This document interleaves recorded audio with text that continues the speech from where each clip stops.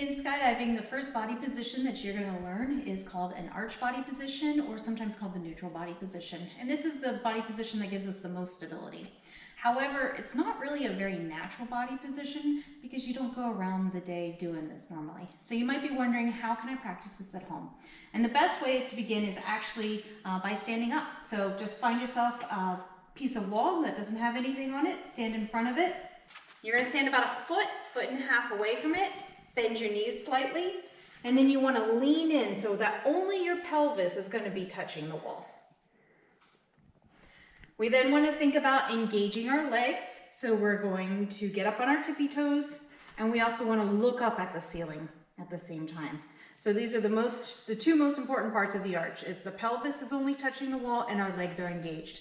The last part of this equation is adding our arms into the mix. So we're just going to lazily put our arms where they need to be, limp wrists, or floppy hands, however you want to think about it. And if you notice, the arm position is such that we have about a 90-degree angle in between the torso and upper arm, and also about a 90-degree angle between the upper arm and lower arm. So this is your arch body position. You want to hold this for several seconds, and then you can go ahead and relax. And then go ahead and try it again. So once more, you want to stand about a foot and a half away from this wall, knees slightly bent, lean into the wall so that only your pelvis is touching, looking up at the ceiling, and then engage your legs by getting up on your tippy toes and add your arms into the mix. So if you've got a partner at this time, it's great for them to come in and make sure that you've got a loose upper body, that they can be able to move you around a little bit. A lot of times people feel like the chest is involved in the arch, and it's not really. So we want the chest to remain loose. So if they can't move you, you need to focus on that.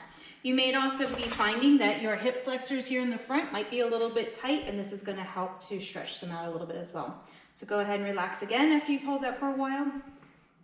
And once you get comfortable with all those parts, you could go ahead and do one where you put everything all together at once. So just lean into the wall and get your arms in the proper position while your chin is looking up at the ceiling.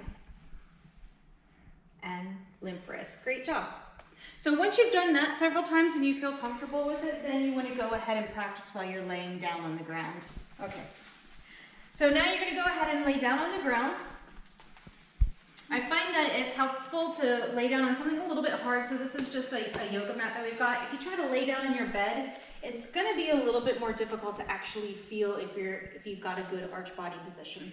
So again, if you've got a helper, you want them so that they're putting their hands about where your shins are going to be, and you want to think about pressing back into your helper's hands. Not that they're supporting your leg, you are pressing back into them. So we can get into an arch body position here on the ground. So again, legs are shoulder width apart, knees bent. You want to push back with your legs, and then you want to think about that 90-90 body position with limp wrists, and keep your chin up. So make sure that you have something that you can look at in front of you. Here we've just got a kitchen chair, but anything works, just so you remind yourself to keep your chin up. So you would of course do that a few times as well, but if you don't have a partner, you can find that second best is going to be having a stack of pillows, something that you can place underneath your legs so you can really think about engaging these muscles here to get your legs out. Go ahead and arch for us again. So thinking about keeping that chin up and engaging these muscles, because if you don't, you're going to find that in free fall, go ahead and relax your legs, that the wind is going to push your feet up close to your butt. And then that's why the #1 hand signal is probably, or at least #2, is going to be to go ahead and get your legs out. So this is going to help you thinking about pressing back against here, thinking about engaging these muscles to keep your legs in place. And there you have it, 2 different ways that you can go ahead and practice the arch body position. And if you do this enough, you're going to feel it the next day, because your lower back is probably going to be a little bit sore. Once again, this is not something that you normally do. So have fun.